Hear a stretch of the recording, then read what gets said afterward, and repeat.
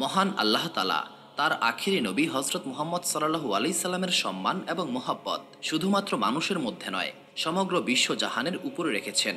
মানুষ ছাড়াও জিনেরা হজরত মুহাম্মদ সাল্লাল্লাহু আলাইহি সাল্লামের উপর ঈমান এনে তার খিদমতে মশগুল থাকত। আজকের ভিডিওতে আমি আপনাদের জানাবো হজরত মুহাম্মদ সাল্লাল্লাহু আলাইহি সাল্লাম এবং একটি জিনের গল্প, যার অর্ধেক ছিল মানুষের মতো এবং বাকি অর্ধেক ছিল জিনের মতো। এই গল্প শুনে আপনারা সত্যি অবাক হবেন। আর সে ছিল একজন সাহাবী জিন। আর এই জিন রাসূলুল্লাহ সাল্লাল্লাহু আলাইহি সাল্লামের একটি হাদিস বর্ণনা করেছে। সাহাবী জিনের সেই হাদিস আজকের ভিডিওতে আমি আপনাদের জানাবো। প্রিয় দর্শক, জিনের এই গল্প মুজদাদের কিতাব জামিউল মুজদাদের অধ্যায় নাম্বার 7-এ বর্ণিত হয়েছে।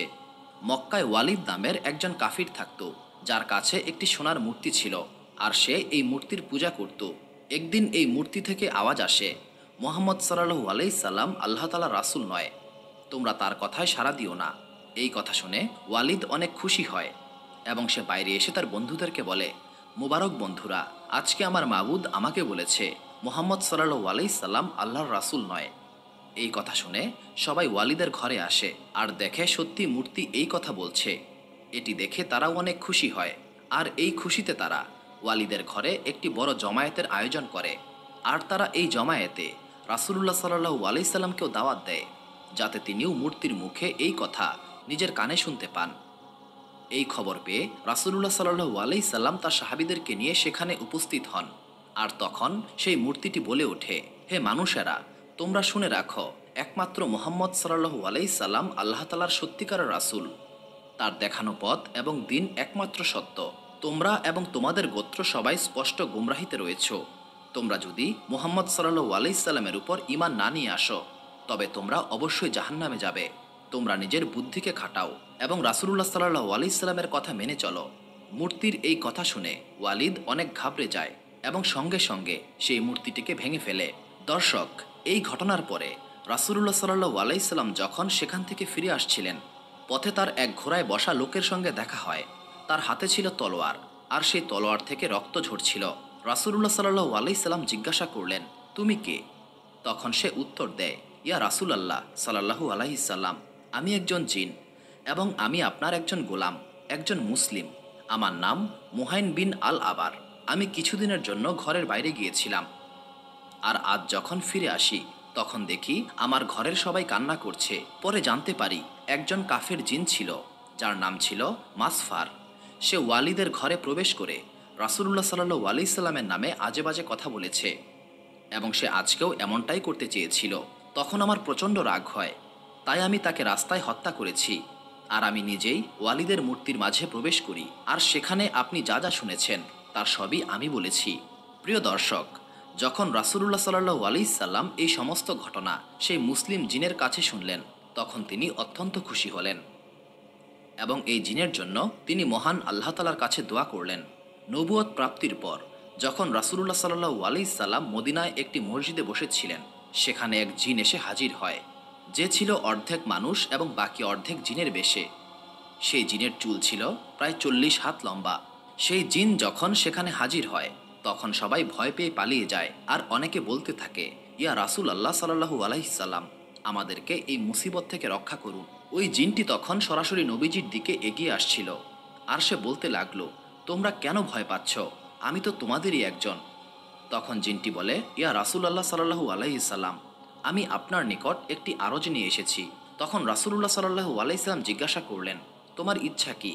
তখন সেই জিনটি বলে, ইয়া রাসূলুল্লাহ সাল্লাল্লাহু আলাইহি সাল্লাম, আপনি দেখতে পাচ্ছেন আমার শরীর থেকে রক্ত ঝরছে, আর আমার হাত খেজুরের ডাল দিয়ে বাঁধা। তখন রাসূলুল্লাহ সাল্লাল্লাহু আলাইহি সাল্লাম জিজ্ঞাসা করলেন, তোমার এই হাত কে বেঁধেছে? তখন সেই জিন বলে, হজরত আদম আলাইহিস সালামের 30,000 বছর পূর্বে মহান আল্লাহ তাআলা আমাকে এই জমিনে সৃষ্টি করেছিলেন।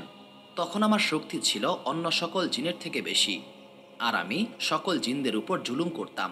যেই জিন আমার সামনে পড়ত, আমি তাকেই মেরে ফেলতাম অথবা তাকে অক্ষম করে দিতাম। একদিন আমার সামনে দিয়ে খুব সুন্দর একজন যুবক যাচ্ছিলেন, যে জিন জাতির অন্তর্ভুক্ত ছিল না। আমি তখন ভেবে নিলাম, একে আমি মেরে ফেলব। আমি সেই যুবককে জিজ্ঞাসা করলাম, আমি কি তোমাকে মেরে ফেলবো নাকি ছেড়ে দেব? সেই যুবক তখন জিজ্ঞাসা করলো, তুমি এমনটা কেন করবে? আমি বললাম, এটি আমার মনের ইচ্ছা, আমি হত্যা করে অনেক মজা পাই। তখন সেই যুবক আমাকে জিজ্ঞাসা করল, তুমি আজ পর্যন্ত কতজনকে হত্যা করেছ আর কতজনকেই বা ছেড়ে দিয়েছ? আমি বললাম, এর হিসাব অগণিত।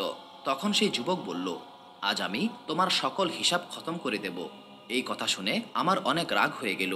আমি তার উপর হামলা করলাম, কিন্তু সেই যুবক আমার সকল হামলা বিফল করে দিল আর সে আমাকে একটি থাপ্পড় মারল। আমি তার এক থাপ্পড়েই বেহুশ হয়ে যাই। তারপর সেই যুবকটি আমাকে খেজুরের পাতা দিয়ে বেঁধে ফেলল। আমার ভেতরে যত শক্তি ছিল তার এক থাপ্পড়েই সব শেষ হয়ে গেল। আমি তার কাছে অনেক মিনতি করলাম আমাকে মাফ করে দেওয়ার জন্য, কিন্তু সে আমার কোনো কথাই শুনল না। সে আমার নজর থেকে গায়েব হয়ে গেল। আমি আমার কাউমের নিকট যাই, কেউ আমাকে সাহায্য করতে পারেনি, কেউ আমার বাঁধন খুলে দিতে পারেনি, সবাই বিফল হয়ে চলে যায়। এরপর মহান আল্লাহ তালা হজরত আদম আলাইসাল্লামকে দুনিয়াতে পাঠালেন। আমি তার কাছেও গেলাম, কিন্তু তিনি আমারই বাঁধন খুলে দেননি। এরপর মহান আল্লাহ তালার অনেক নবী এসেছেন, কিন্তু এই বাঁধন কেউ খুলে দেয়নি। এরপর আমি হজরত ইব্রাহিম আলাইসাল্লামের কাছে যাই, তাকে সব ঘটনা খুলে বলি। ইব্রাহিম আলাইসাল্লাম এই বাঁধন খুলতে চাইলেন, কিন্তু যখন ইব্রাহিম আলাইসাল্লাম এই বাঁধন খোলার চেষ্টা করছিলেন, তখনই ইব্রাহিম আলাইসাল্লামের কাছে মহান আল্লাহ তালার ওহী আসে, হে ইব্রাহিম, একে ছেড়ে দাও। এরপর আমি জিজ্ঞাসা করি, সে কে যে আমার বাঁধন খুলতে পারবে? এরপর ইব্রাহিম আলাইসাল্লাম আমাকে আপনার কথা বলে, আর তখন থেকে আমি আপনার অপেক্ষায় আছি। আজ আমার অপেক্ষা শেষ হলো। এরপর নবী করিম সাল্লাল্লাহু আলাইহি সাল্লাম তার সেই ক্ষতস্থানে হাত দিলেন, সঙ্গে সঙ্গে তার হাতের বাঁধন খুলে গেল আর তার শরীর থেকে যে রক্ত ঝরছিল সেটিও বন্ধ হয়ে যায়। তখন রাসূলুল্লাহ সাল্লাল্লাহু আলাইহি সাল্লাম বললেন, যাও, আজ থেকে তুমি মুক্ত। এরপর জিন বলে, আমি কোথায় যাব? 1000 বছর পর আমি আজ আপনাকে পেয়েছি, আপনাকে ছেড়ে আমি কোথাও যাব না। প্রিয় দর্শক, এই কাহিনীটি কি সত্য নাকি মিথ্যা সেটা একমাত্র মহান আল্লাহ তাআলাই জানেন, কিন্তু এটা সত্য যে মহান আল্লাহ তাআলা জিনের থেকে মানুষকে বেশি শক্তিশালী করে সৃষ্টি করেছেন। মহান আল্লাহ তাআলা মানুষকে আশরাফুল মাকলুকাত করেছেন। হজরত শাহ রহমতুল্লাহ আলাহে সাহেব, যিনি হজরত শাহ ওয়ালিউল্লাহর ভাই এবং অনেক বড় আলেম ও বুজুর্গ ছিলেন, তিনি একবার ভুল করে এক জিনকে মেরে ফেলেছিলেন। এই গল্প হজরত আল্লামা আনোয়ার শাহ কাশিমি সাহেব বর্ণনা করেছেন। হজরত শাহ সাহেব তার ঘরে বসেছিলেন, তখন এক সিপাহী এসে বলে, আপনাকে বাদশাহ সালামত ডেকেছেন। হজরত শাহ সাহেব তখনই উঠে সেই সিপাহীর সঙ্গে গেলেন, কিন্তু সেই সিপাহী তাকে বাদশার দরবারে নিয়ে যাওয়ার পরিবর্তে অন্যদিকে নিয়ে গেল। তারপর একটি জায়গায় নিয়ে গিয়ে বলল, আপনি এই ঘরে প্রবেশ করুন। তিনি সেখানে গিয়ে দেখতে পান জিনদের একটি বড় জমায়েত হয়েছে, আর সবার সামনে তাদের বাদশাহ বসা অবস্থায় রয়েছে। ঠিক তার সামনে একটি মুর্দা রাখা, ঠিক তার পাশেই একজন পুরুষ আর একজন নারী জিন বসে রয়েছে। তখন সেই দুইজন শাহ সাহেবের প্রতি ইশারা করে, এই লোকটি আমাদের ছেলেকে হত্যা করেছে, আমরা এর প্রতিশোধ নেব। শাহ সাহেব সমস্ত ঘটনায় বুঝতে পারলেন।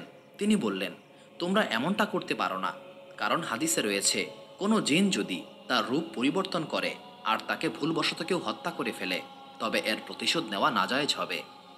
তখন সেই জিনের বাদশাহ জিজ্ঞাসা করে, এই হাদিস কি সত্য? আর এই হাদিস কি রাসূলুল্লাহ সাল্লাল্লাহু আলাইহি সাল্লামের তরফ থেকে বর্ণিত হয়েছে? তখন সেই জমায়েতে রাসূলুল্লাহ সাল্লাল্লাহু আলাইহি সাল্লামের একজন সাহাবী জিন উপস্থিত ছিল। সে বলল, হ্যাঁ, এই হাদিস সত্য। আমি নিজের কানে এই হাদিস রাসূলুল্লাহ সাল্লাল্লাহু আলাইহি সাল্লামকে বলতে শুনেছি। এরপর সেই জিনের বাদশাহ তাকে সেখান থেকে রেহাই দেন। শাহ সাহেব বলেন, আমি রেহাই পেয়ে এতটাও খুশি হইনি যতটা খুশি আমি হয়েছি এই সাহাবী জিনকে দেখে। এরপর শাহ সাহেব সেখান থেকে চলে আসলেন। এই হাদিসটি তিরমিজি শরীফে এসেছে। আসলে শাহ সাহেব একদিন তার দিনের কাজে ব্যস্ত ছিলেন।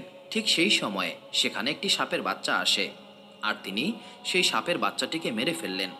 এই ব্যাপারে রাসূলুল্লাহ সাল্লাল্লাহু আলাইহি সাল্লাম বলেন, যদি কোনো জিন নিজের রূপ বদলে অন্য কোনো রূপে আসে আর কেউ তাকে হত্যা করে, তবে হত্যাকারীর কোনো দায় থাকবে না। মনে রাখতে হবে, জিনেরা অন্য রূপেও আসে। প্রিয় দর্শক, আমরা মহান আল্লাহ তাআলার কাছে দোয়া করি, মহান আল্লাহ তাআলা আমাদেরকে জাদুকরী জিন আর শয়তান জিন থেকে হেফাজত করুন, আমিন। সুপ্রিয় দর্শক মণ্ডলী, প্রতিদিন নতুন নতুন ভিডিও পেতে আমাদের চ্যানেলটি অবশ্যই সাবস্ক্রাইব করুন।